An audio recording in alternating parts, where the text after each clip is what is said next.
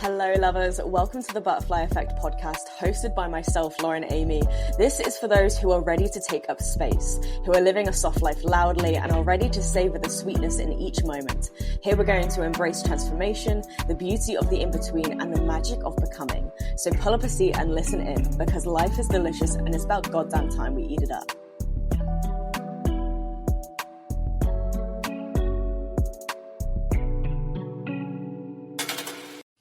Hello, honeys. Happy Wellness Wednesday. Welcome back to the Butterfly Effect podcast. I hope everyone is doing well.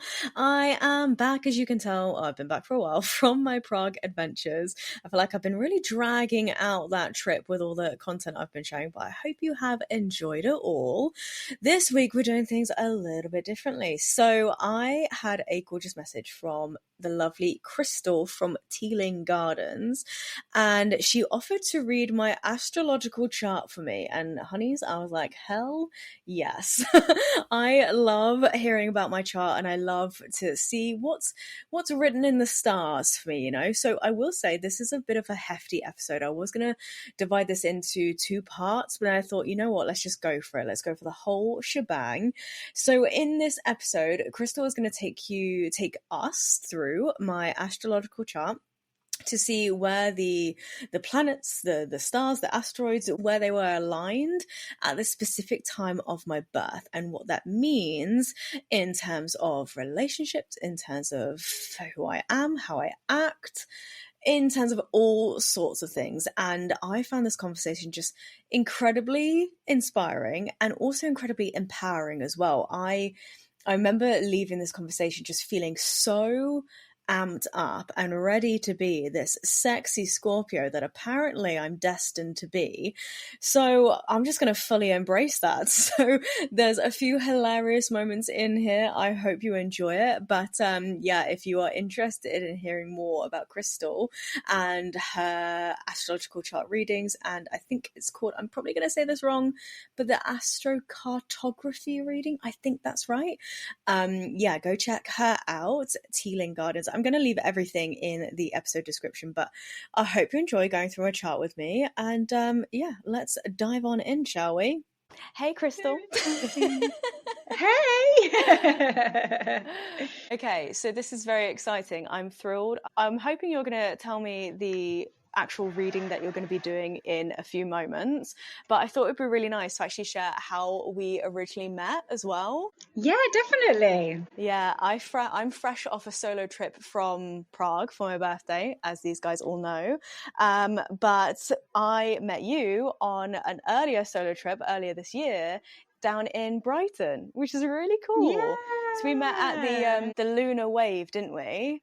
You were there with a friend, Yeah, really weren't you? nice. Yeah, I was there with my friend and we did a lovely, it was like a yoga event, wasn't it? And then we had some drinks afterwards, which was really lovely. And I was really glad to meet you. Yeah, it was so cute, so sweet. And where are you now? Because you're not in the UK. No, I'm not in the UK, and I'm just apologizing to everyone if my Wi-Fi is terrible. It's full signal, but it just does its own thing, sorry. So I really apologize if it's terrible Wi-Fi, but hopefully you can hear us really well. That's the most important thing. But yeah, no, I'm in Bali now. I'm based in Ubud, and I just recently in the last 2 weeks got my 2-year KETAs. So it means I can live and work here, which I'm really excited about. That's so fun. That's incredible. So you've established the Tealing Gardens. Do you want to explain a little bit more about what the Tealing Garden is and its origin story? Go on, give us all the goss. Sure. No, I'm so, it's really nice to come because I met you at a time that I was just launching, and it's just so lovely to come into this place of like, I didn't know where I was going to go. I didn't know I was going to stay in England or anything. And I think I was heading back to Greece the last time I spoke to you. So it's really nice to you were. be here now. You were, yeah, crazy. But basically I have been always into like holistic therapies and astrology like all my life. It's just something that I've always done, always been interested in.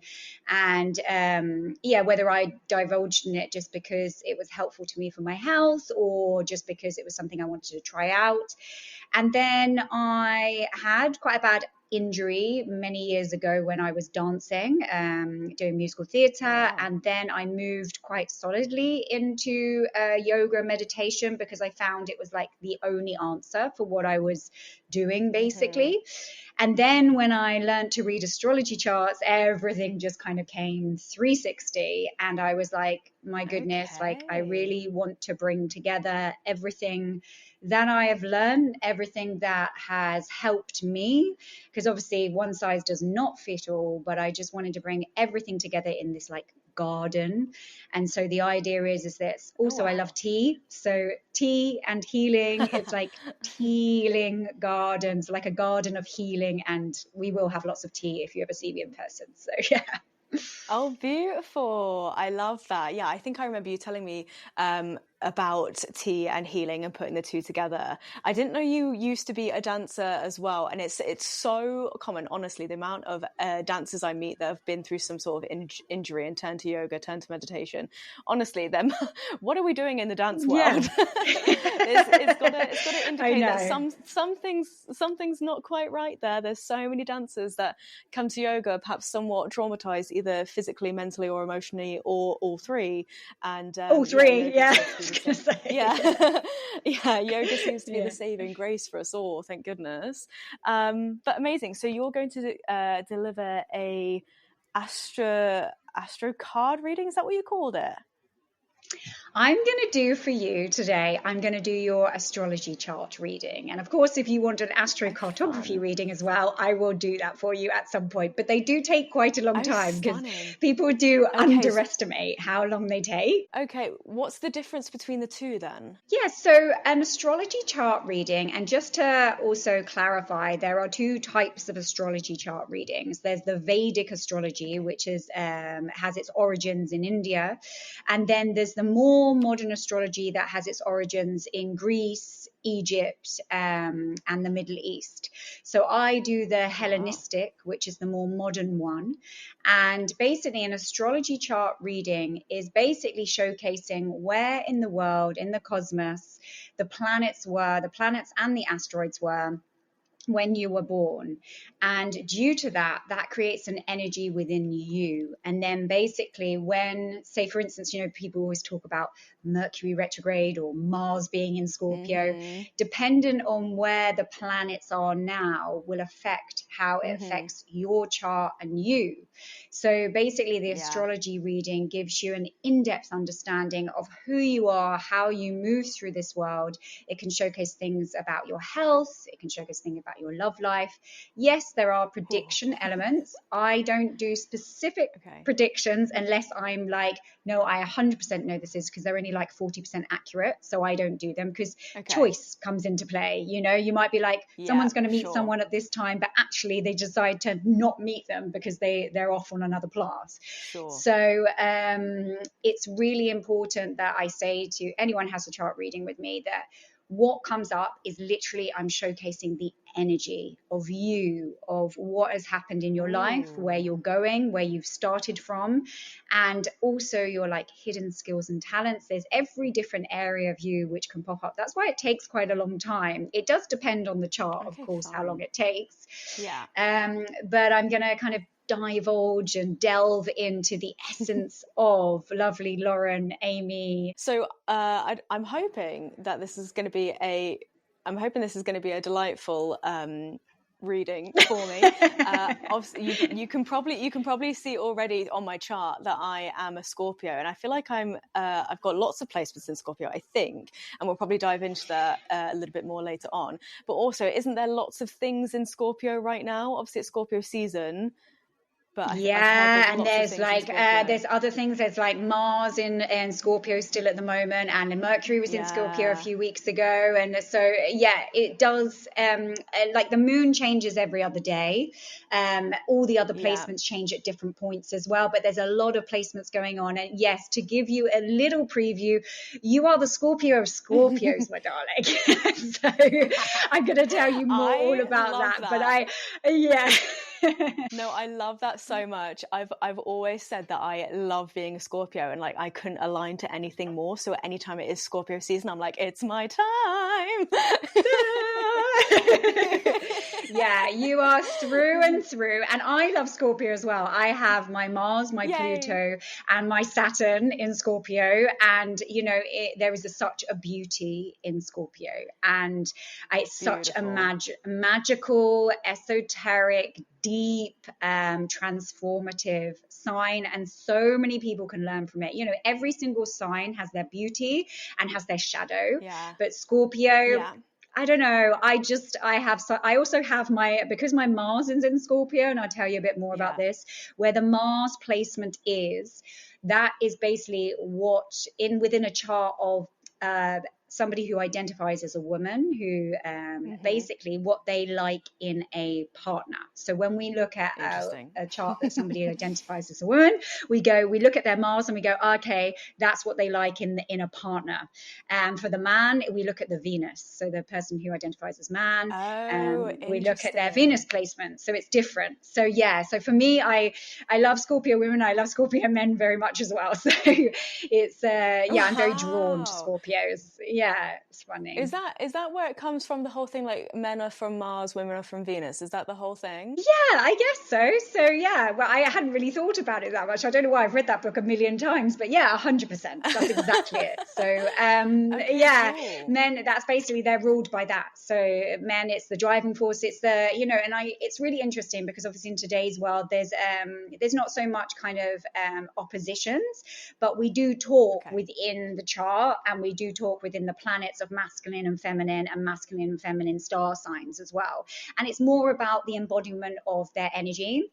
So when we talk about masculine, whether you think of it as masculine as such, it's just how that's been taught to me.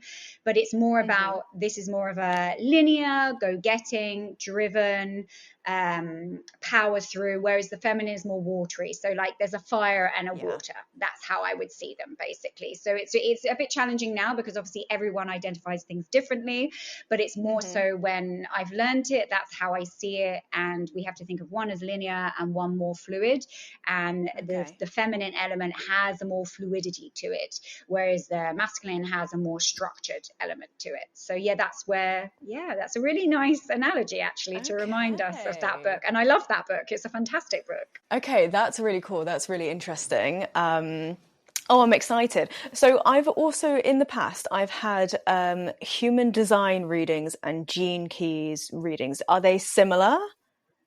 So I don't know about Gene Keys reading. I've never actually even heard of that. So I'm really excited for maybe you to tell me at some point. Human design reading I had done recently here in Bali, actually, by one lady. And she's actually from the Netherlands, a really lovely lady. And she did my human design. And there's an element of astrology. But I do think it does depend on what astrology is used, because some of the placements for me were not the same as what I know.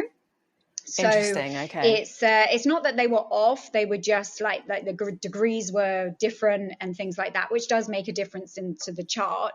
But the human design did come up and I was like, that is totally me. So I can't even remember what I am now because I haven't gone back over it and I've been really busy. But it was so it does include in astrology as well, human design.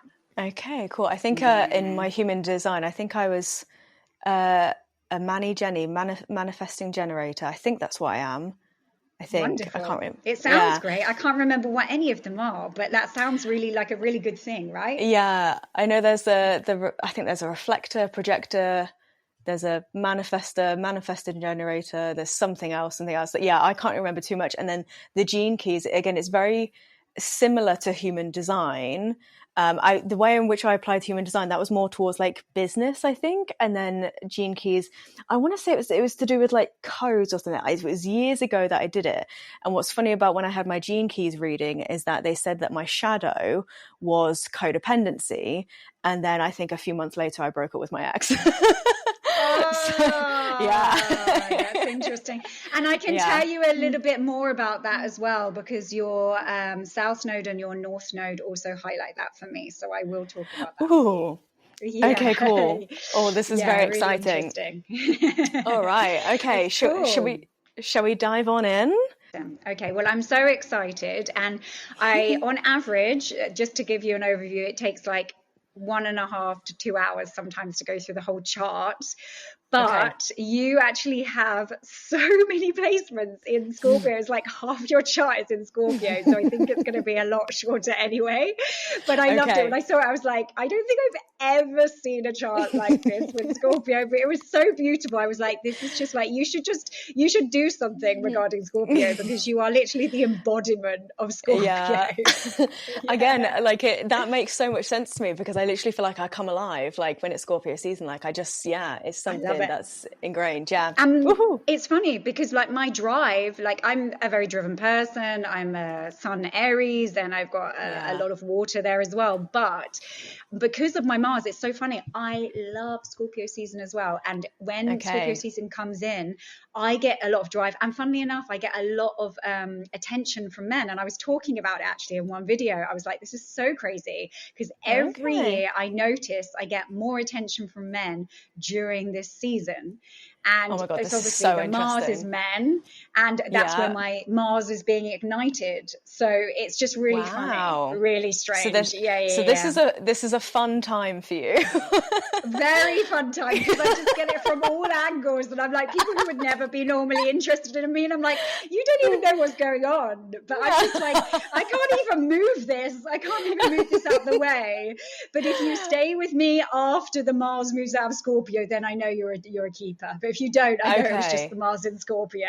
Okay. Well, at least with that, you know. Okay. Wow. Interesting. It's very helpful. I tell you, it's very helpful. And also, I try to, when I if I'm interested in someone, try to see their chart. So I'm definitely interested in you, Lauren, just to let you know. Okay. So I will start off by highlighting some things which I rarely see in a chart, which I think is really lovely to highlight some real beautiful things. Obviously, we want to end on a high note as well, but I do like to bring these things up.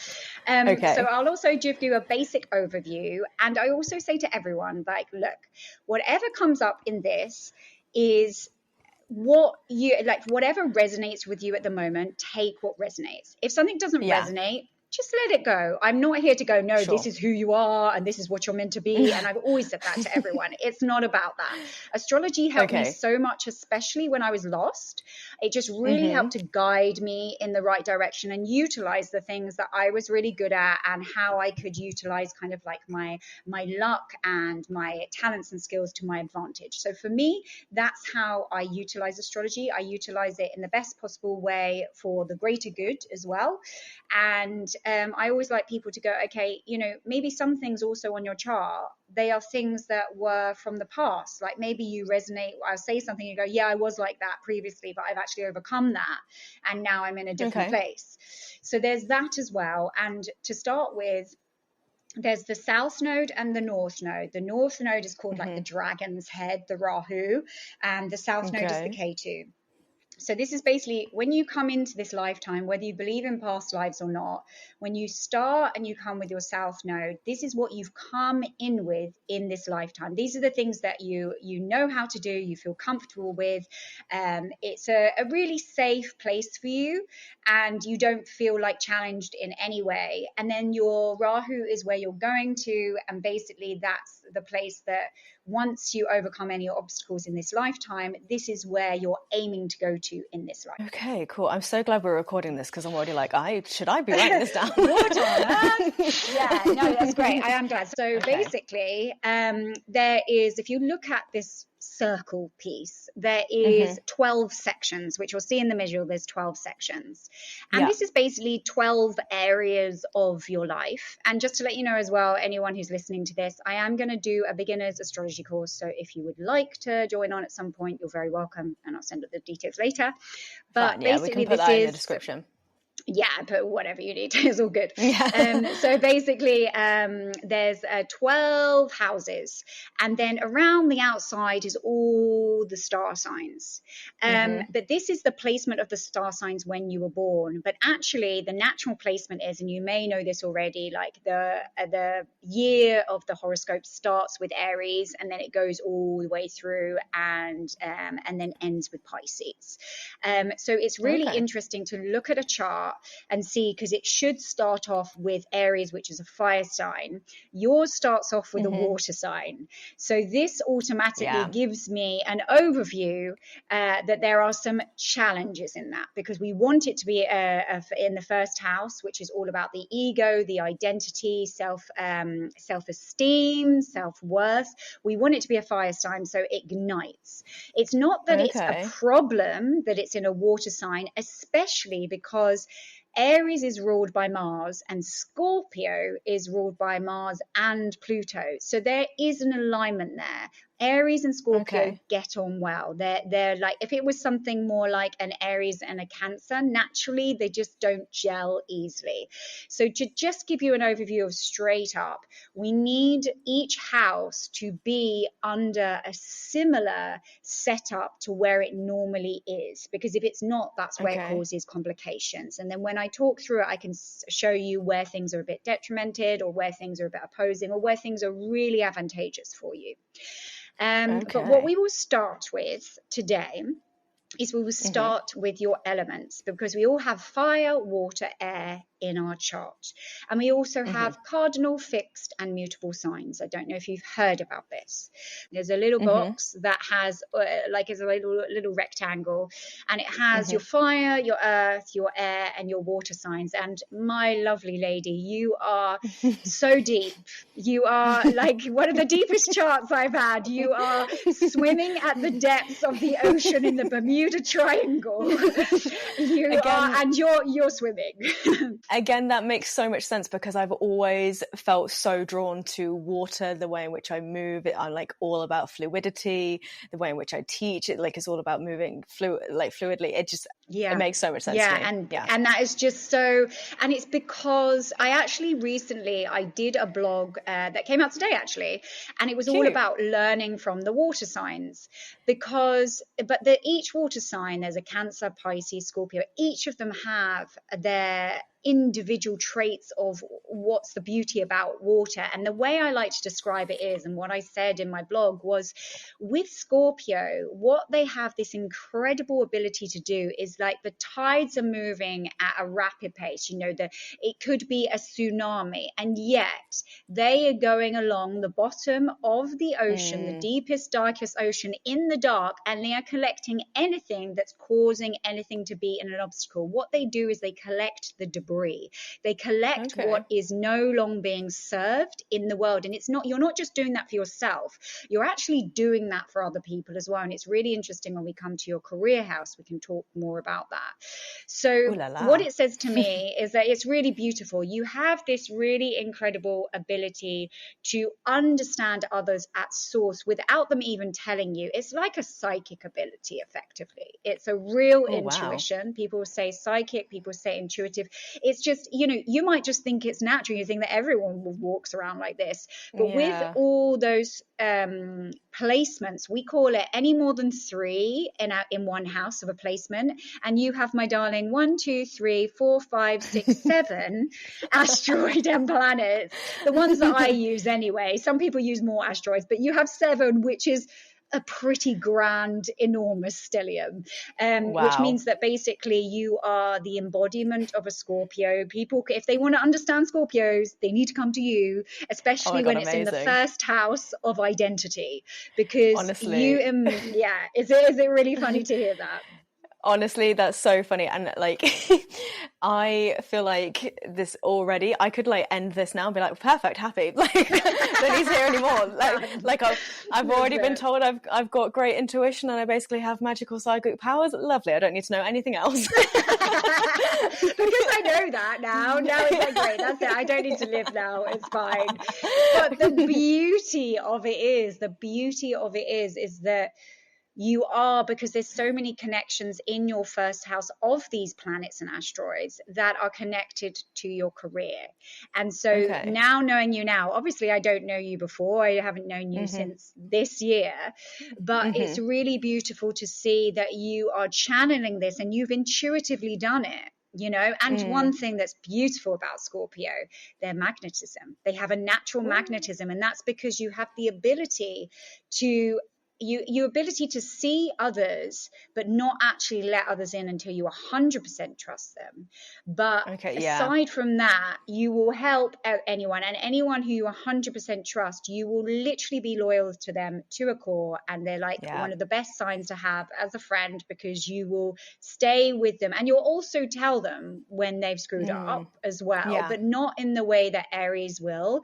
You'll say it in a way that is actually quite cutting, but will really get into them at the core.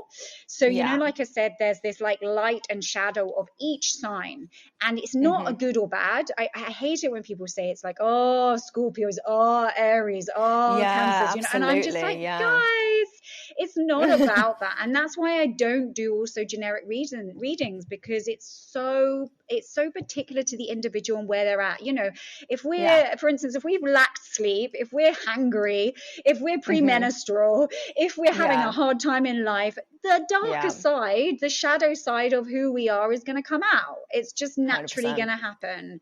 And it's not a bad thing. It's just being aware of it and utilizing it in a way to go, okay, do you know what? I don't need to use this right now, or I don't need to be around people right now, or something like that, you know? But what's really beautiful as well, like you have like 4 air elements, you have 1, 2, 3, 4, 5, 6, 7, 8 water placements, you have 1, 2, 3, 4, 5 earth elements, and you have 1, 2, 3 fire elements. So that says to me, you lead, and I've put the nice leading here, like you are a pioneering and enterprising lady, because you're very much into your career. You always have been. You've been very career focused. And what's really interesting is your MC, which is the career kind of asteroid, should we say? Some people say asteroid planet. It is in 29th degree. And when it's at the 29th degree, it's the epitome of the highest point you can be in any degree of a chart. Oh, wow. And not only that, it's the clairvoyant degree. So you've just got like such a great business head. Like, you know how to get things done and strategize things. And, you know, it's actually your MC is in the house of fame as well. So you put this together. Yeah. So it basically, you know, it doesn't mean like you're famous, but it can mean that you are in the limelight. You know, maybe if you want to go down that road, great for it. But the thing is, because you've got that clairvoyancy, you know this place. You know this place well. You know how to be there. You know how to sit with it. And these are little things I just want to tell you at the beginning, because it's really nice to see these placements. And everyone, I'm sure, is going to be like, oh, where's my 29th degree placement? You know? But it's, so I thought it was really beautiful seeing that in your chart. The beauty in you is the fact that you are pioneering, you're very enterprising, but you have this groundedness to you as well. And the beauty with all these high water elements, along with the fact that cardinal signs are like these really go-getters, and then the fixed signs are more like stable, solid continuity, sustainability, and then the mutable signs are much more adaptable, flexible. And I'd always say, like, the cardinal signs are like the leaders, the mutable signs are more like the followers, and the fixed signs are somewhere in between. And that's how I like to see it. And with you, you've just got that embodiment, because most of your asteroids and planets are in that fixed sign placement, which means that you have this ability to go get, but also you're very resistant to change, which is a very Scorpio attribute anyway. You are just, and some people cannot, they just cannot. And I see that in you anyway, like without even seeing your chart, I would have seen that in you, because you're very good at, you know, kind of, the good thing is you talk about it in your podcast and you share your feelings, but actually you move through stuff that people just wouldn't even face. And you're feeling it, you know. A lot of people will be facing it, but they'll be like, I'm not even connected to that. But you're so connected to it, and that's what enables you to move through it, because you feel it like the depth in your bones, in your embodiment, in your womb as well. Your womb, you and your womb, you're just like so connected to your womb and that energy. And like, I don't like to say specifically feminine, because it's so specific nowadays, but like the way I like to see it, and is this water, this sexual energy. And I see that in you, like the way you dance, the way it comes from that, you know. Sexual energy is also creative energy. It's the same thing. 100%. Could not agree with you there. 100%. Like that's, and you know, and I'm sure you see like at certain times of the month you feel more sexy, and then other times you just want to recluse a bit, and that's the womb Yeah. as well. It's the opening, the closing, and it's also the same, like the womb, I don't know if you know, is like, you might know this because you've done the dancing thing as well. It's like the womb is also the larynx, so it's like opening and closing of the larynx.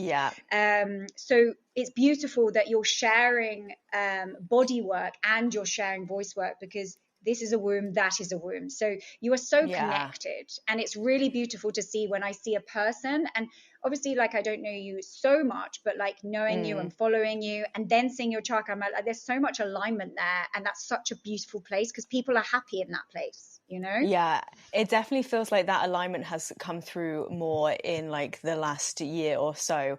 I think typically in what you say, in knowing my women, being connected to that space and like knowing times of the month where I might be feeling more creative, more sexy, more alive, and then times that I want to retreat, that has become so much more aligned in the past couple years or so. And I feel like that has then made everything else within my life, you know, the way in which I move, the way in which I teach, how I focus in on my career, that has then become so much more aligned because I know my womb space more. Oh, lovely. I Yeah. love that. I just, you know, it's so important. And it's not just to say if you're not a Scorpio, you're not connected to your womb. Of course you are. It's just that every single star sign has a connection to a different area of the body. And that's why I also say that astrology is really amazing for health. Like if you have health issues, come and let me do your chart, because like for me, I have certain health issues and I've overcome them. And it's through use of yoga, meditation, and astrology that's been able to help me, because we can see that in there. So it's really beautiful that you connected with that, and I wouldn't expect anything less from an incredible stelling of Scorpio to do that, because you are also not scared. The most important thing is you are not scared of transformation, and a lot of people are. Transformation can be scary, but I don't know, I just feel like transformation can be so beautiful. So it's like embracing the fear and just letting it take you anyway, because transformation is like when I talk about heartbreak, that how that can be the most epic portal of transformation there is, and just letting 100%. It fully take you. And what you were saying earlier about, you know, allowing yourself to feel the things in order to move through it, to me that's the only way I know how to move through things, to feel things, you know what I mean, to let myself feel it. So yeah, again, the fact that you're saying that back to me as well, just I mean, you're making me feel really great right now. Oh, bless you. That was the whole point of this podcast. That was all I was trying to do. No, I'm just reading. I'm literally reading a chart. And yes, of course, when I work as well, I work intuitively, and having met you and feeling your energy. And, you know, like I said, we all have such beauty. And sometimes it's really important to have that affirmed to us, because sometimes we go, okay, I feel like it's right, but I just want a little bit of validation. Not that you're trying to be insecure or craving anything. It's just like, you know what, sometimes you just need that guidance of like, oh, okay, I'm going the right way. And that's what astrology did for me. When I read it, I went, oh, okay, I'm not completely off my rocker in terms of my thoughts, because I do have a lot of up and down placements in mine. I was like, oh, okay, that's why. And that's why that's happened now. And that's why I've had so many different careers. And now I'm on my soul career. And that makes sense. There we go. You know? So, yeah, perfect. Yeah.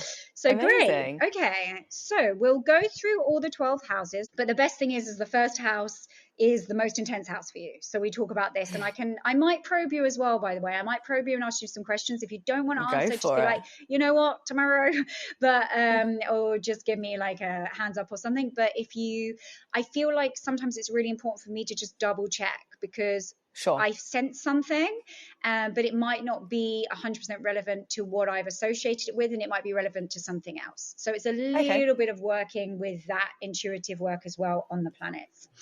Cool. Okay, so let's give you a nice overview, my darling. You have your sun, your Venus, your ascendant, also known as the rising, your North Node, your Juno, your Jupiter, and your Pluto, all in lovely Scorpio in the first house.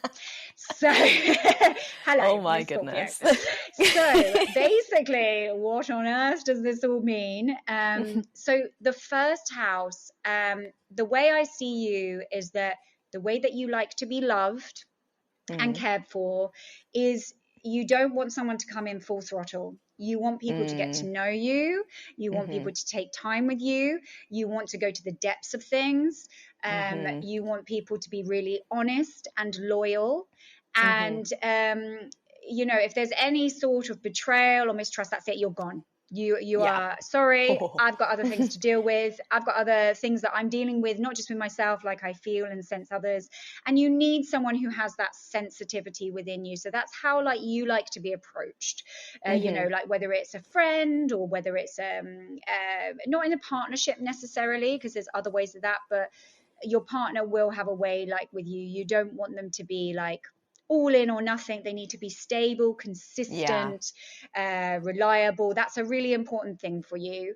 And to see it over time, you know, but there needs to be a real nice passion is everything to you. You're a really passionate lady, and whoever you are with needs to have that passion and drive as well, because the beauty about Scorpios is like people think of Scorpios as like the depths of things, and they're not really moving around, but they're ruled exactly like Aries by Mars. And so they're constantly, what they do is they drive. You've always got with, I always say that Scorpio is one of these signs that you don't know what they're doing, and suddenly they're on top. Suddenly they suddenly got a record of achievement that you didn't know about. And I love that. Wow. I absolutely love that. So for you, you like someone who's got that inspiration, passion, they're loyal, consistent, and also that's how you're seen as well. Your sun's there, your ascendant's there. Your sun is like how you shine bright. You're a very sexy lady, so remember that. You're super sexy. You're very magnetic. You're gorgeous. Ooh. And it's not just me saying that. I'm not trying to go on a date with you, by the way. That's the only reason I did this reading. You know? Wow, this is the most interesting way I've been asked out before. Wow. Perfect. Well, you know, I like to do things a bit of a way. You know, I like to have knowledge first and then step forward. Yeah, it's always appealing to me. So yeah, you might not see this in yourself, but you shine in that way. You have what's really interesting as well is the degrees are really important, and the degrees in which your sun and your ascendant are at, they're at this really favorable degree of boldness. They sit within Sagittarius and Leo, and both of them have a boldness to them. They both of them have also, what's really nice is that you're very good at when you're doing things, you're quite good because you're the Scorpio, but you also have this flair of Sagittarius where you can do things, and if things are not working, okay, let's put that aside. Next thing, which Scorpios can sometimes dwell in, but actually because you've got this Sagittarius flair, it enables you to kind of let it go a little bit quicker. You have a challenge with Scorpios are not egotistic. They can come across, a lot of people think with their magnetism that it's ego, and I'm like, no, there's much more other signs. The fire signs are much more egotistic than the water signs are naturally. Not a bad thing, it's just that's how they're built. There's a struggle. It's basically like, you know what you can be, you know what you can achieve, but you really struggle with kind of stepping out of that, even though you've got that boldness and, you know, like your career house especially, it's more of a personal thing. It's not really a career thing. Like, you're great, you can step into those things. It's like almost playing an identity, and it's not that you are, because you are yourself in your work. You very much are. You bring everything to it. But with you on a personal level, because of the layers you have, there is this feeling, and I've got a sense that, you know, maybe at some point in your life you weren't perceived in the way you really are, and so it's taken you a while to claim that identity and really embody and accept who you are. Yes. And it might sound generic, but it's not in your case. It's a very specific, like, and it's not even a self-worth. You're very clued up of what you can do. It's about how can I step into this world and be seen and be accepted? And there's a lot around acceptance of self, acceptance of all the parts of you. And like, maybe you've been in a relation where you've been like, I've been accepted with these things, but actually I have so many other layers, and you're constantly transforming, because that's who you are. And because of that, it's like, who's going to keep up? There's a bit of an element of that going on. It's like, is someone going to be okay with all those, you know, all that fancy dress of me? which is Yeah, not, literally. I Yeah, don't know that's if that so resonates. interesting. No, that's definitely so interesting. I was just trying to think, you were saying about how, showing up as my full self with the many layers of me and all this like fancy dress and everything. I think this as I am now is the most me I have ever been. And Oh, I do feel like there is a lot to me. And sometimes I think I'm probably too much for a lot of people. And that is yeah. fine. That is okay because, you know, I'm not going to dilute myself again, because you were right in saying that there was a long time for the entirety of my 20s where I was like a muted version of myself, but I didn't realize, I didn't see it Oh, until I came out the other side of it. And then when I did come out the other side of it, I had lots of comments being said to me like, we've got Lauren back. And I was like, that was really hard for me to hear, because I was like, I don't know who I've been and I don't quite know who I am now yet.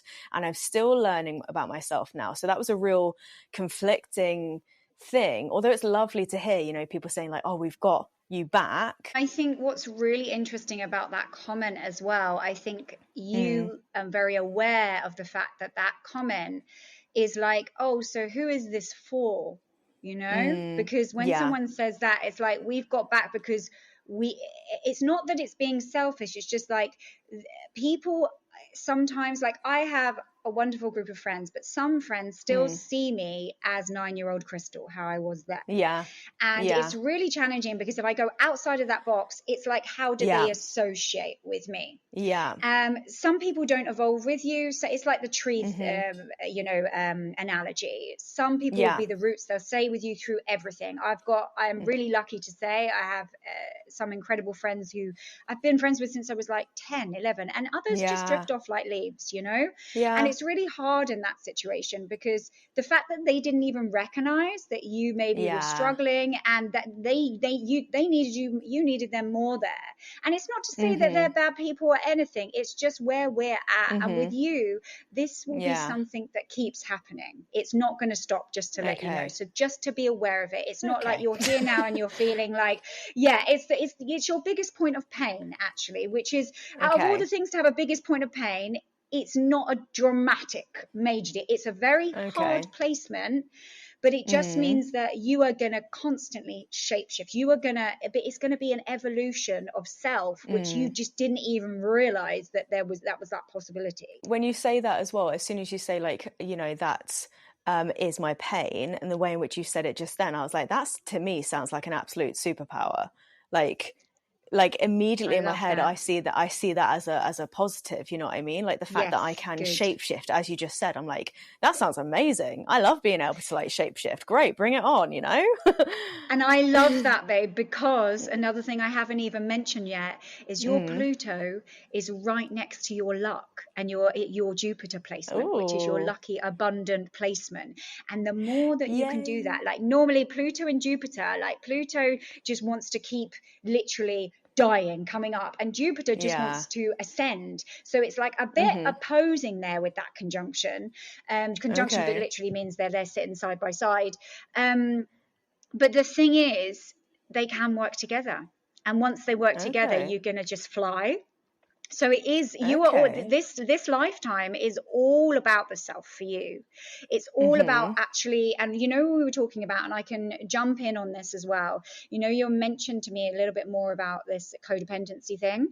So Yeah. you came into this lifetime understanding relationships and comfort a home and family life to a T, because your south node is in Yeah. Taurus, which is literally a home-bodied, warm star sign. And you sit in that Mm-hmm. placement of the relationship house. You came in here, like I can imagine that when you were younger, you've had like the long-term relationships quite early on. And then basically Mm-hmm. what Yeah. happens, that this lifetime isn't about that for you. It's not to say that you're not meant to have relationships. That is so Mm-hmm. easy for you. What's not easy for you Yeah. is to find definition of self on your own. Mm.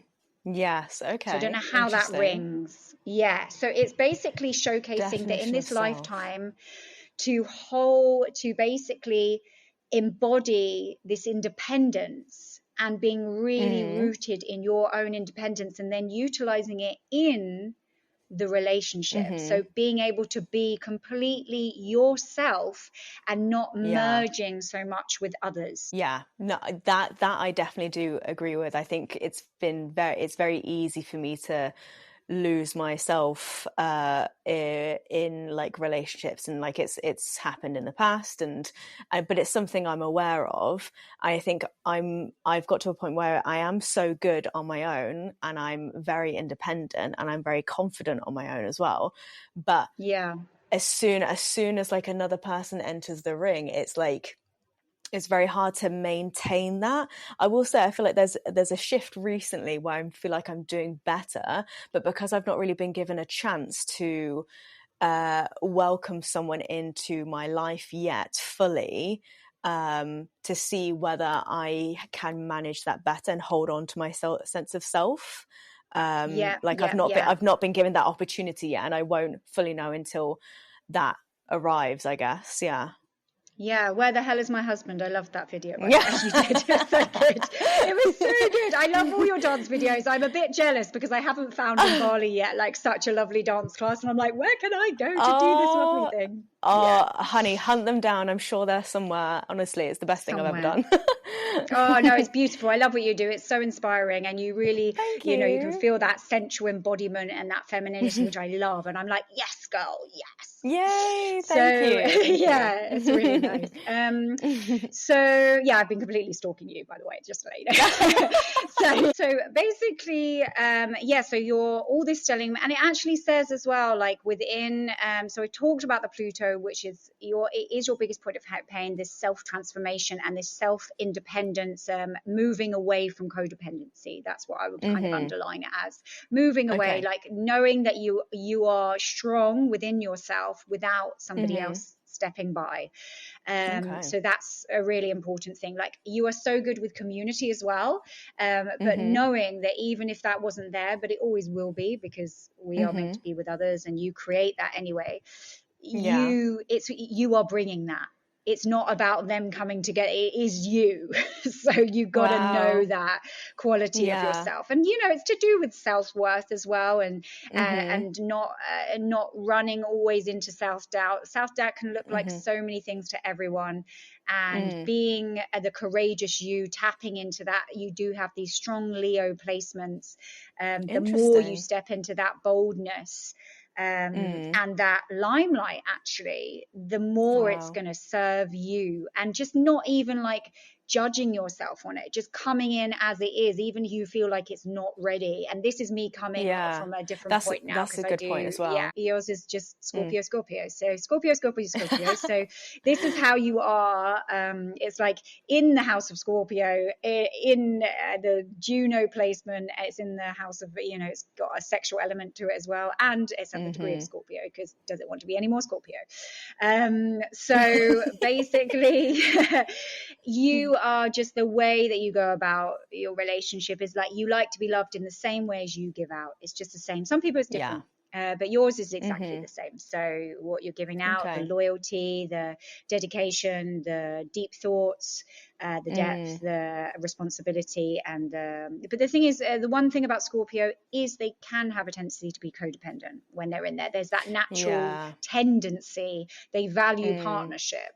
So it's just not that it's not a negative. It's just because you are so comfortable there, it's just working a little bit against it to not lose boundaries, and you'll get more from it. So that's where it's coming in there. So second house, so I'm seeing that the way that you do your daily work and the way that you eat, which is a funny thing I find really to find in astrology, the way that you handle money and your talents and skills are very in the embodiment of Sagittarius, which is like, I would say that the beauty of Sagittarius, and it's always going to be the top of the grain there, is Sagittarius are the luckiest. They are the luckiest. Oh, wow. So I said, if you look at people who are Sagittarius, or Sagittarius is around you, or famous people are Sagittarius, their life is just very, there's everyone has obstacles, but their obstacles are just like, they get out their way very quickly, and that's how they actually move life as well. So if there's a problem, they move it out of the way quickly as well. So they're very kind of, it's not forceful, it's just kind of like done with that, and they can very much deposit it and move forward. And the same with you, like there's a feeling that with the way that you do your daily things, you're like, okay, this is how we do it. There's an organization in there, and there's a very kind of, it's weird because you're a very emotional sign, but actually the way that you organize is almost compartmentalized, and it doesn't include that in you. It's just like, this is practical, I need to get this sorted, dun dun dun dun dun, move that out of the way, this one comes the way. Same with your money, okay, this is coming in from here, this is coming in from here. You like to have a good amount, you like to make sure that you're not in any kind of instability, you're very kind of cautious of that, but it's not in a Virgo way, which can be extremely analytical and pulling back. You will enjoy your money, you enjoy it in good ways because you're fun loving as well. There's a fun loving element to the way that you enjoy your money. You will put it into fun things, you'll do things that are fun, and also travel. You like to spend your money on travel, not just because I know you've been somewhere, but because Sagittarius is all about travel and movement, and yours is in that house is covering that. This Neptune is actually, it's part of your lucky charm, because there's something I see there where we see talents. So basically where you are, I would say you also actually, you as a person, you're quite addicted to work. This is something you are addicted to. You're addicted to work, and you're like me, 100%. I love my work. I love what I do. So that comes across as a super independent streak. That brings you, the more independent you are, however much it's going to be challenging for others, that is what brings you more luck for you particularly, because there is a link, it's called a sextile, which basically means a talent there. So the more independent, whereas for me, I'm actually, because I'm naturally so independent, I have to learn to merge more with people. I'm really good with friendships at that. Partnerships, we might need to get a helping hand. But like, it's just, for you, that's what it is. It's the, you are like the modern, I don't know how to say modern, you're 21st century girl who is just doing all the things our ancestors had craved for as women. And you are doing that. And you are doing that with such a strong power, but it just feels alien because you've come from a place, no one else around you is really like that. You are stepping into it more, but no one else close to you is. You know? And that's what it's coming across as. So it's actually, they probably fear the independence in you, but it's actually a blessing for you, as well as this. The more you can just step into it and say what you think and be yourself and root yourself down in that, and know that it will keep changing and still be like completely self-assured and like, this is my next moment, this is my next chapter, it's fine. We'll go on to 4 because we will be here for a long time. It's so I could talk for hours about this. I get so passionate that I'm like, oh my god, 3 hours later we do Saturday, the 4th house is related to children. I don't know whether you want them or not, but what's really interesting about your 4th house is that it comes about in an unusual way. So it's not kind of like, maybe it's not planned. So it's saying to me, it doesn't tell me how, like I said, I don't do predictions, but it's saying there that there's an unusual element to the way that it comes about. A beautiful element, a unique element to the way it comes about, and there's nothing really opposing it. Your womb is great. So she's really happy. She's really happy. Excellent. Just to let you know that 4th house is about how the children will come into play for you, and it is going to be something a bit unique, out the box. It's not going to be like, I don't think it's going to be planned. That's what I say without being too predictable, if that thing. Or if it does, or it comes, or like your birthing experience will be a different sort of experience. It won't be like your standard, I go to the hospital and I do that, which would kind of align with who you are, I think, anyway, if I'm thinking about you. It's interesting because, to do with like children, I am very unsure, and I've always said that I will make the decision with whoever I end up being with, because I think it's like a decision you make together. But yeah, there's a lot of reasons as to why I'm unsure. So when you say it's going to be unplanned, I'm like, oh God. But you know what? It could be also, when I say this, it might just be the way that children come into you, that it might be adoption. Okay. But it's there's a nice atmosphere about it. Could it be in And the form of an animal? Like, could I be the fact that I get a dog? Okay, lovely. It could be like, well, yes, actually, we're going to the 6th house now, and they're the house of animals and things like that. That's really lovely. Okay. Yeah, so it's not like, Perfect. it just doesn't come across as like, you're just going to have this homey set, 4-point children. It's not that at all. That's not in your vicinity at all. But something's going, adoption, foster, something is happening, going on there. Okay. That's what I see, But you have your choice, so that's good. Okay. 5th house is all about your romances and your short-term partners and how they were and how they are and how you associate with others in that way. It's interesting because your Saturn is there, which is really funny because Saturn is all about, okay, I'm going to say, like, do you like to be the leader in relations? Do you like to be a bit of a dominatrix, my darling? I don't think I do. Like, I think I end up leading. Like, but I don't like it. I because I have to make all the decisions in all aspects of my life. I look after house and home. I look after myself. I look after my business. When someone comes in and just takes the reins a little bit and can be like, I've got this, it allows me to take like that full body exhale, be like, thank goodness, like I don't have to make a decision right now. They can make the decision for me, that's what I definitely look for in someone, the ability to kind of show up and be the person that I might need them to be in a moment. If I need someone to just take the reins a little bit, excellent. I see. So I think maybe I end up leading, but I don't want to be the leader in a partnership. Yeah, definitely. And it's really interesting because this is showing up for me as something to do with your karma as well. This is it's like a push-pull dynamic. So it's like basically like, no, not at all. It's basically everyone has karma. Everyone has their karma, and some is created in this lifetime, and some is like from previous. That's how I see it, anyway. I would never say that's strict, but that's how I see it. With your Saturn, which is all about responsibility and authority, and that is watered down. There's a big more thing about Saturn, but to put it kind of plainly, is it's easy for you. It's easy for you to take the lead, take authority. Come in, and that's where I can see, because I can see a trine there, and a trine is a really harmonious line. So it's just like for you, when you get into relations, it's like, I know what to do here. I know what's going to work here. Let me just do it. It's easier for you to do it, but it is a point of frustration to you. So with this, that is a bit of your karma. It's like, but like I said, with you, because this lifetime is all about independence, that's the battle you have.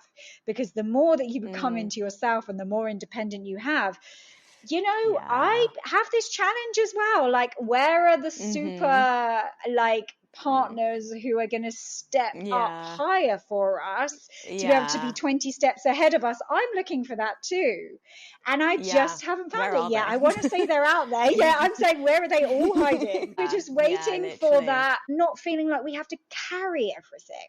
And that is for you, it's just like, because you're deeply empathetic and compassionate in the relation, because you can also have that intuition, you are 20 steps ahead. And I have that as well.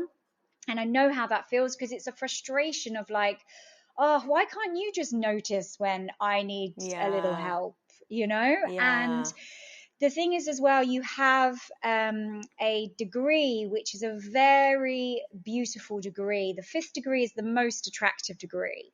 And for you, being in authority, you shine there, babe. You shine Oh. there, and you shine there in relations. Like the people that you get into short-term relations with, shorter term, not your longest contractual relationships with, it's so easy, and that they gravitate to that. They're gravitating to Okay. that, and then you're just finding you're not really getting much from it. You're coming Yeah. in as like a savior. You're not Yeah. coming in as a partner. I'm sure you'll meet someone down there and go, you know what, I know exactly how this could work. Yeah. But it's Yeah. not what you want. It's not feeding your soul's Mhm. desire. You're stepping in almost for Mhm. them. I do exactly the Yeah. same thing. You're going, Yeah. I know what this person needs. I can give you that. Yeah. And you're quite attractive and it works. So let me try to do Yeah. this. But Yeah. it's not, igniting something greater in you. No, for sure. And, like, Yeah. again, what you're saying about how like it's easy, and like I could can take the lead. Maybe I do just go sod it and become a dominatrix. Yeah, just do that. But it's coming across it's giving me those vibes. It's giving me those vibes like she's in power. She's got a whip.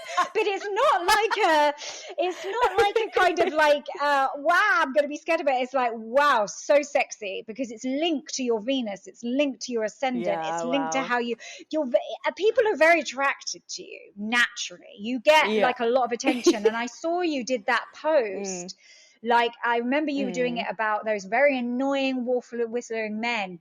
But do you know what, babe? Not everyone gets that. And it made me laugh because I was going to send you a message and go, babes, yeah, it's not that it's lucky, it's freaking annoying, I know. But it's like, babes, not everyone's getting this, because you are a very, at soul level, and yes, aesthetically very beautiful, but it's not about that. It's your core, because you're coming from such a creative place, and it's so attractive. It's very magnetic. So being mindful of that, I think the reason that's annoying though is because because I do work on such a soulful level. When it's like wolf whistling, they're not meeting me at the soulful level. They're meeting at a very like surface level. That's why I'm just like, oh, sod off. Like I don't. I got it. Yeah. You're meeting me like at surface level, and like if that's all it is, then keep on walking. Because yeah. And I got you through and through. And I'm sure you get a lot of people just randomly telling you their lives. Yeah, absolutely. Yeah. You which will is get lovely. that, which is but at what extent of boundaries? And that's where it's saying you need to take responsibility for that.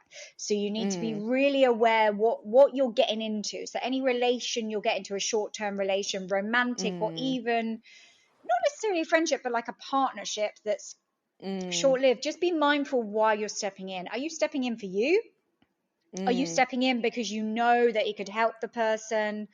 You know that this could work on a certain level, and understanding that you like to be in partnership. So it's a bit of a like battle of like, oh, I do like to be with someone. It is really, it fills you. It makes you feel comfortable. Actually, it's a comfort place for you, but it's not that helpful to you. Yeah, sure. Yeah, I think that's something I'm getting better at, in terms of like if I'm meeting someone and making sure like I'm not solely giving everything, you know what I mean? Like making sure I'm receiving at least something in return. And if I'm not, then it's not serving me, because I think I've done it. It's almost, the classic thing where you see someone like, oh, I could help them out with this, I can help them that, and like I will immediately step into that role and offer like loads of these different suggestions, and it's like start putting the pieces of this puzzle together for them, but they have to want to put that puzzle together themselves as well. And like I think I'm getting better at taking that step back, and I say if they're not meeting me at a certain level, then I will only meet them at the level that they're meeting me, and if it's nothing more than that, then okay, sure. Yeah. Wow, that's really wise of you and really profound of you. And it's really hard to do that, especially when we all crave partnership and connection, right? Yeah. All of us do. There isn't anyone out there that doesn't.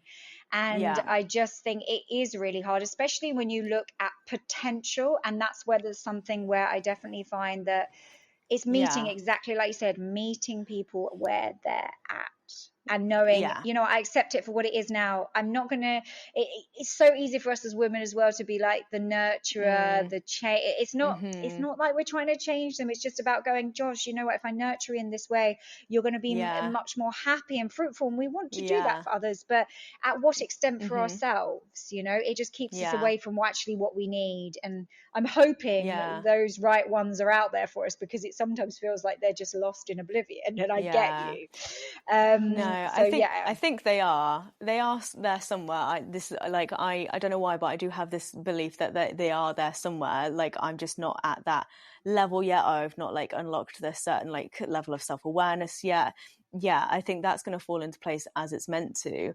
I think, yeah, learning to just meet people where they are at, and yeah, not just solely going for someone's potential or then seeing them as a project, because that you can help them and they can like end up like blossoming and blooming into something. Meanwhile, you're suddenly withered and muted and dull because you've given all your light to them. You know what I mean? So yeah, 100%. learning I've to balance been that. there. And Yeah, yeah, yeah. yeah, I think we all Yeah. have. Yeah, it's like a rite of Yeah, passage. definitely. Yeah, I bless Mm, you. No, but it's so beautiful that you're aware of that. So that's mm, there as well in your chart, and really mm. great to know that. So lovely. So we have your sixth Yeah. house, which is in Aries. It's all about you're just Mm-hmm. brilliant at health and fitness. Like, you're brilliant. You're brilliant with animals, my dear Lord. Like, you're first in line. Like, Oh you yeah. you get them, you know them, they get Mm-hmm. you. You're so super Mm-hmm. organized and very you're 10 steps ahead of everyone else in most things, to be honest. Because you've got that Aries trait in you, you've got an organizational Mm-hmm. trait, you've also got a humanitarian side as well, very giving. We Yeah. see sometimes in the sixth house, even though the 11th house is more humanitarian, the sixth house is a little bit charitable as well. Now we get into our lovely section that everyone wants to know about, is relationship house. Dun dun So like I dun. said, dun, dun, dun, your relationship house is a place that previous lives, Mm. you've had very solid, strong, rooted relationships that have been very poignant. You know this, and you know Mm-hmm. partnership is a Mm-hmm. blessing. You know it. You know it. You Mm-hmm. understand it. But there has been previously that thing that you have been the authority, and Mm. it's you haven't found that sense of self, and whether that's because the past was focused on man being one way, woman being another. It Mm. could be Mm-hmm. that, it could be other things. But what's really Mm-hmm. interesting here is that you've got your Pallas here, and your Pallas is all about creativity and how you Mm-hmm. express yourself. And you being you, actually, you express yourself very well in all areas when you're in a partnership. There's a real sense of, you feel like you Mm. can really express yourself more when you're in partnership. So it could be friendship as well. But I'm Okay. seeing here that actually over time, with what you do, you build partnerships in like your workplace as well. You build these Mm-hmm. partnerships, and these solid partnerships create a foundation for you to be more expressive, and that could also, just thinking about what you do in terms of your hobbies and other things, like these classes you go to, there's a Yeah. partnership in that, right? And that, with that, Mm-hmm. the kind of support that you're getting on that really Mm-hmm. enables you to open up. And it's specifically Yeah. saying that for and that's where the kind of, the push pull dynamic is, because this lifetime is Mm-hmm. all about becoming the individual. But it's about collaboration, it's about being as part of a Yeah. collective, that. Mm-hmm. And that is the Yes. Yeah. reality of life and people and Mm-hmm. unity. But Mm-hmm. you haven't your challenge and your pain is coming from individual self power, which you will Okay. manifest into, but Mm-hmm. you've come from a place of partnership, collaboration, unity, and there is massive Yeah. strength in that. But knowing Okay.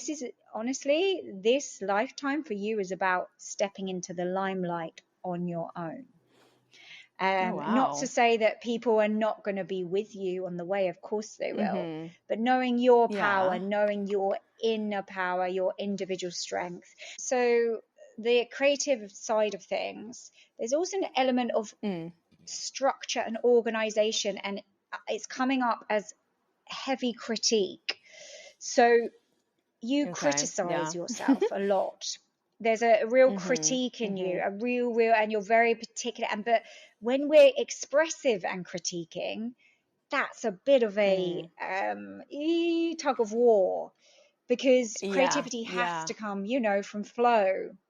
So really enabling yourself, like really indulging as well, because Taurus, because it's in the star sign of Taurus. Taurus is all about sensuality and pleasure and home. Yeah. So really sitting with your home, your inner world, and not being so critical. That's all I can say, is like allowing whatever's going to come to just be, rather than critiquing everything down a bit. You're quite particular with what you want. And you're not going to settle for anything less, which I think is a great thing. Some things you want to be particular about.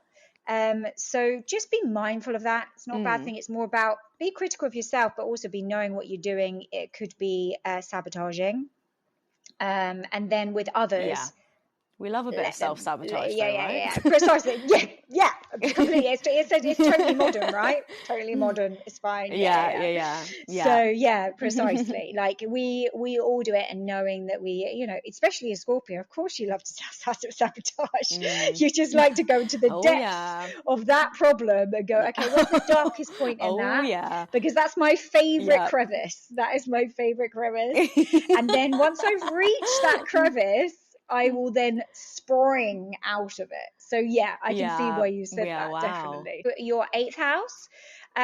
This is an interesting one. Girl, you're just all about sexuality. Because Verte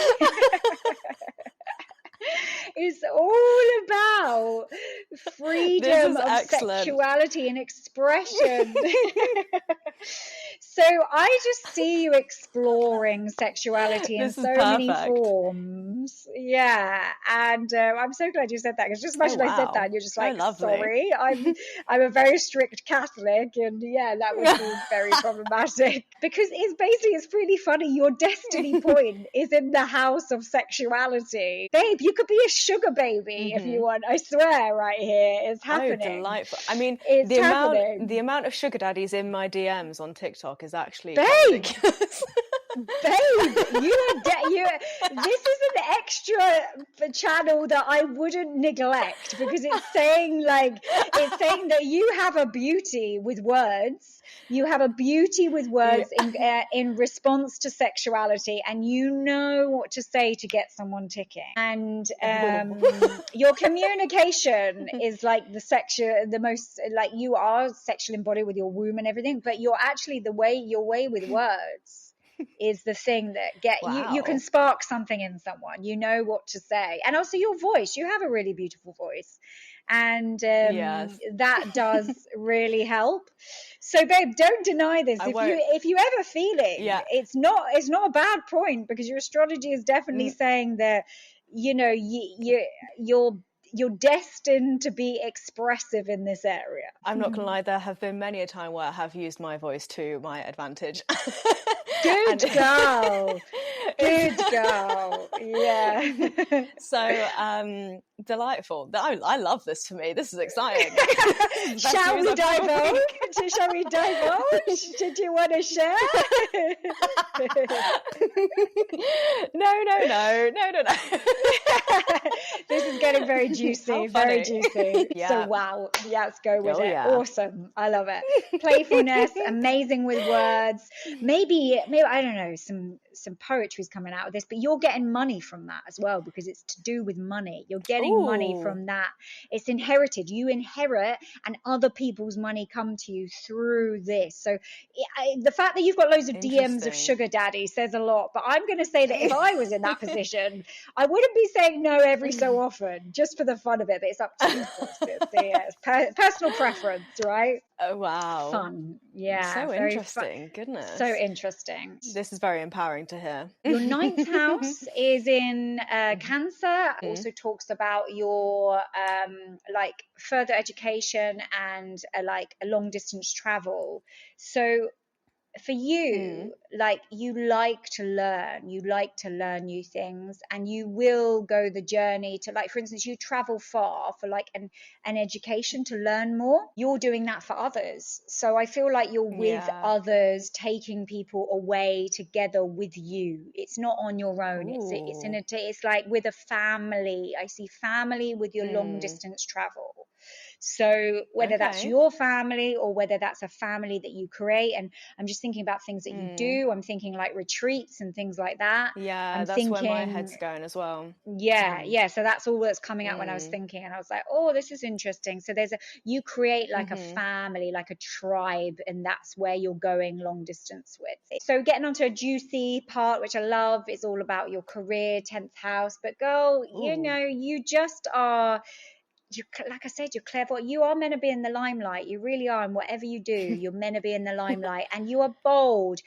With Leo, gosh, it's about you. You as the person becomes the fame. So when I say fame, it Okay. doesn't necessarily mean famous. It can do, Yeah. definitely, but it's connected to your first house. So it's about how you transform is what makes you famous. Okay. It's, Interesting. which is a really interesting place to be, and it's also as well stepping into your ego, which a lot of people are trying to step away from. Yeah. You, for this lifetime, you need to be stepping into that, because that's the most Interesting. powerful place of it, because you are very, even you're so you in what you do, but it's what's really nice is there's that contrast. Scorpio has a tendency to be very introverted, and they keep Yeah. themselves to themselves, but actually for your work, all that stuff underneath needs to come out for your work, which you're doing actually, which I Okay. see. So it's about being loud and proud, and not in a aggressive way, but just much more open than a Scorpio would naturally be. Leos are Okay. like, I'm front of that. I'm front of that stage. I'm here. I'm unapologetic. I need to be valued. I need to have center of attention, and to bring that energy in it, because with you, you're always thinking about others anyway. And also you're like, I don't really want to be the center of attention. I want to show, and I want to Yeah. share, and I want to do those things. And you've got your Mars, your MC. Your Mars is all your driving force.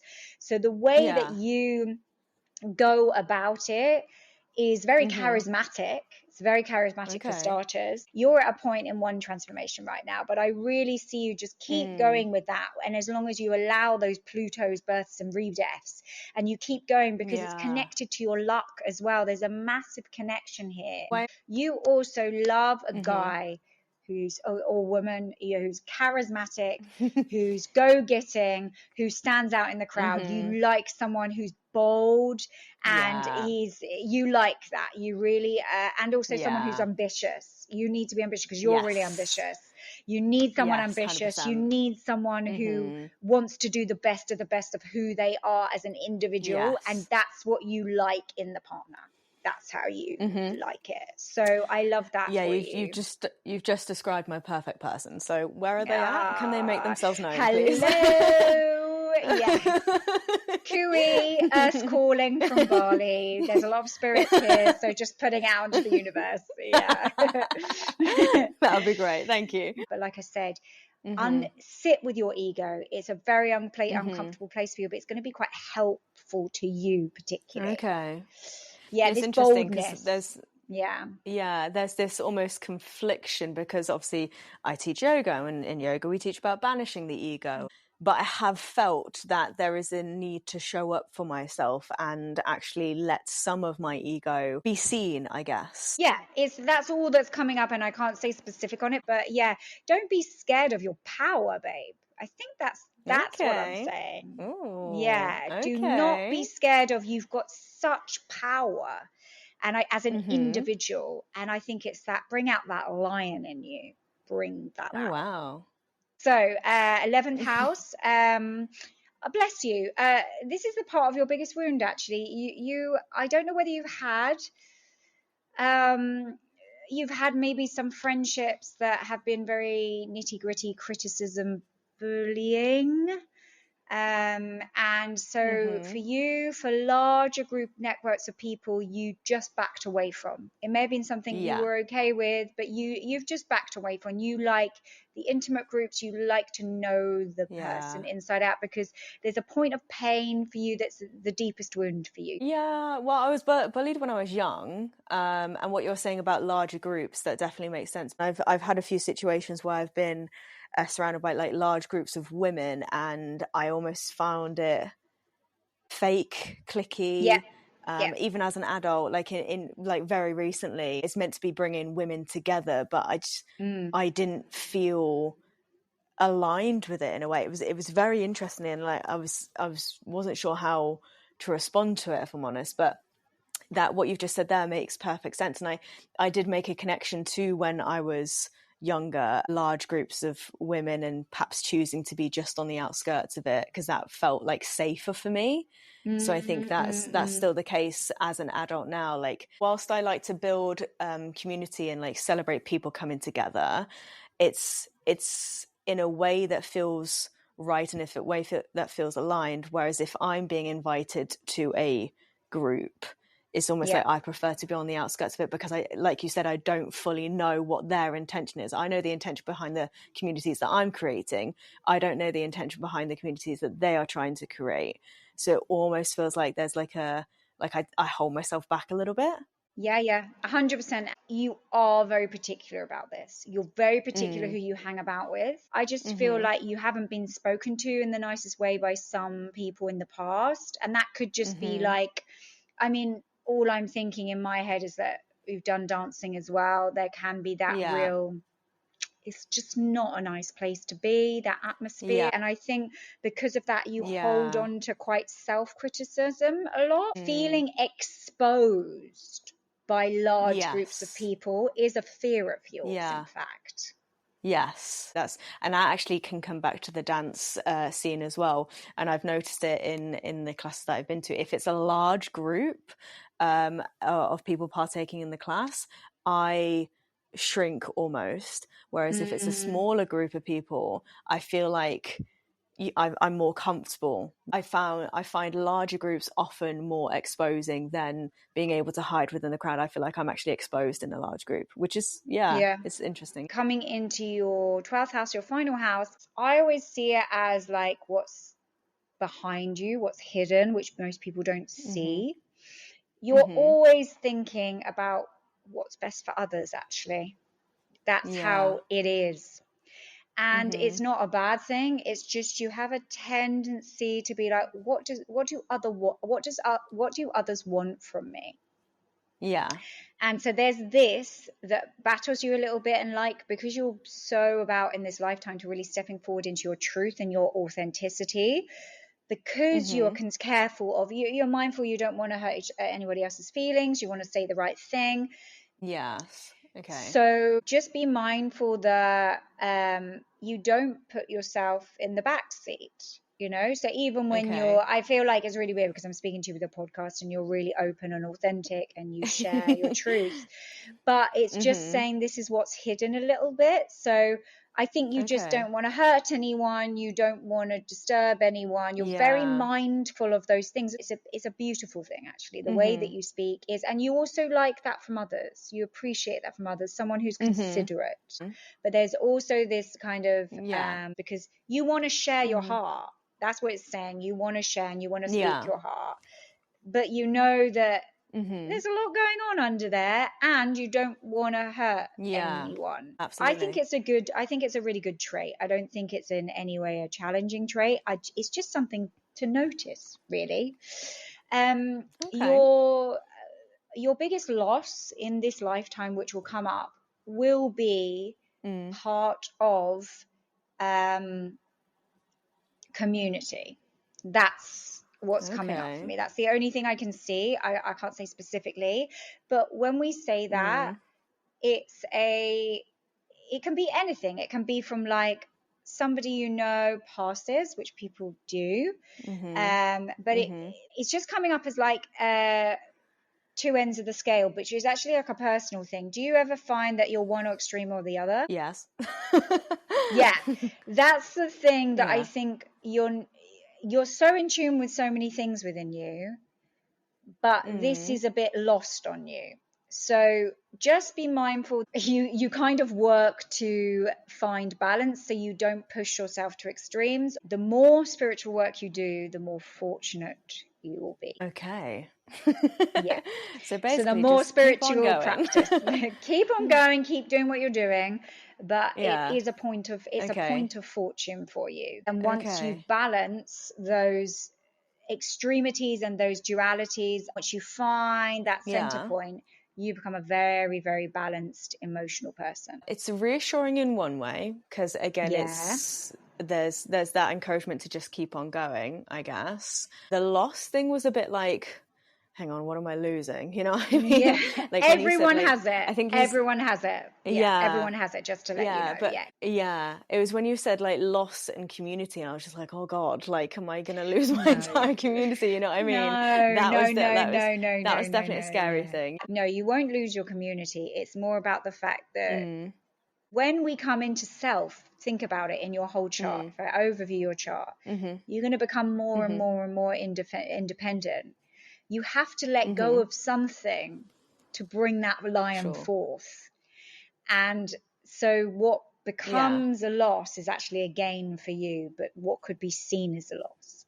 So basically you become so as an individual, but it's not like you don't have other people around you. And also what's quite nice, I would say as well, one thing that is lost within you, which I quite like, is superficiality. You can't be superficial. And I like that. Okay. I personally like that. It's saying in there because Libra can be a really superficial sign, and your 12th house is in Libra. So that's all I'm saying there. I'm just saying be mindful of those things. But interestingly as well, your past fortune, your area of fortune, as I mentioned, is honed within your spiritual practices. But in a creative way, in a dreamy way. Dream more. Fun, dream more. That's actually beautiful. Yeah, I had an episode recently about keep the dream alive. So that's actually beautiful. That's a beautiful serendipity and like full circle thing. Yeah, I really like that. That is you, my girl, Lauren Amy Isbell. Wow, this is your chart. Wow. That's mental. That was so interesting. But Pleasure. my God, that's a lot of info. I'm so glad we recorded this, because there's so much there. Yeah. So basically, I just need to keep on dreaming, be that sexual, playful being, and all good things will come my way. 100%, babes. 100%. And you know, that's all there is to it. And you knew that anyway, but I just thought I'd clarify it in a 2-hour conversation. It's been over 2 hours. We've really like talked a lot. Wow, that's amazing. How long would you say like a normal reading would last? Yeah, I would I give an hour and a half, but some people need a little bit less. But the thing is with me, there's so much, and especially when I do in person, I just get so much more. So generally speaking, it's 2 hours. Sure. Standard is 2 hours for a reading. And I always like to say this as well, like my readings, straight up are £222. And straight away people are like, oh my God, but I'm like, the depth that I go to, I'm not an app that is just randomly giving you facts based on from AI. Like this is me doing my training and giving you also my experience and also connecting intuitively. So I always want people to understand that it might seem like, oh, but I'm like, guys, once you've got your chart information, you can come back to me at any time and ask me a question, but your chart is your chart. This chart doesn't change. Your astrocartography chart, the map one, which at some point we can do as well if people want to know that, is basically your map, your chart in along the map of the world, and it shows places in the world that are better for you for love. Some places are better, like when you're most likely to find someone who's more compatible with you. Places great that you can obtain wealth. Places where you'll shine bright. I love the astrocartography. It's so helpful, and it will shift. So interesting. Yeah, if you relocate, it will shift. So if you actually move to a different country, it will shift. It will shift 500, 700 miles to the way that you are. So if you're going east, it will go that.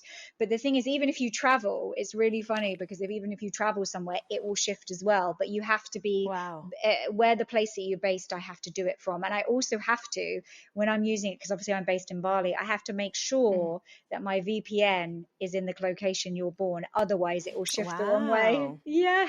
Oh my God, interesting. Yeah, I've not like heard of that before. That's very interesting. So yeah, maybe we can get you back on to do a reading of that. We'll see. But I'm so interested. But this was amazing. Thank you so much for going through my chart with me. So fun. So where can people find you if they want to reach you, if they want to have their chart read with you? Yeah, where can people find you? So you can go directly to my website. That's the best way to find me, www.tealinggarden.com.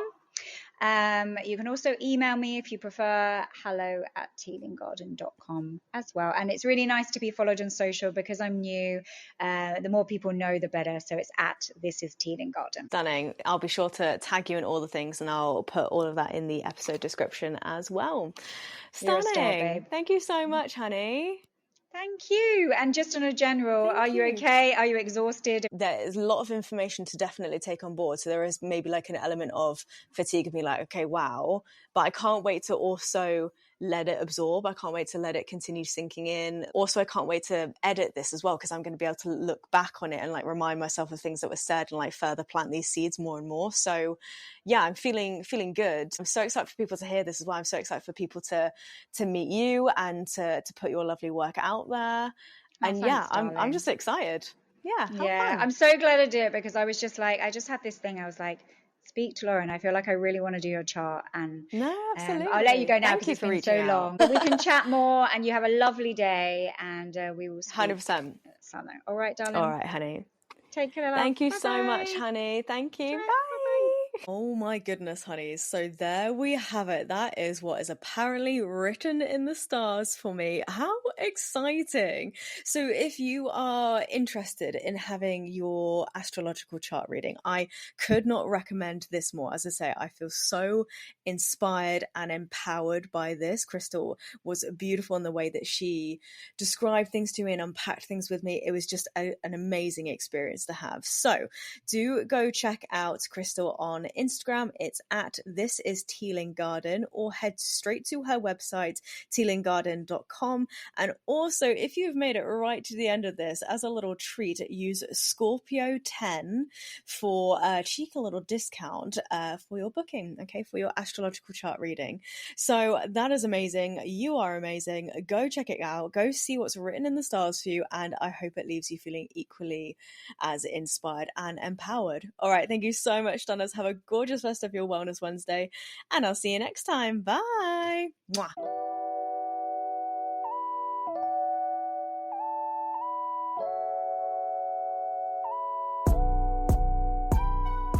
All right, Stunners, thank you so much for listening to another episode of the Butterfly Effect podcast. I hope it has left you feeling suitably inspired. And as always, please don't forget to rate and review, like and subscribe, all those lovely things, as not only does this help the podcast grow, but it also helps us to reach more beautiful souls who need to hear these conversations. And of course, come hang out with me over on Instagram and TikTok @LaurenAmyYD and follow the pod @butterflyeffect.pod. You can also dive deeper into yoga, meditations, poetry, and so much more with me over on Patreon. Until next time, keep living a soft life loudly because you know you deserve it, and I'll see you in the next episode. Mwah!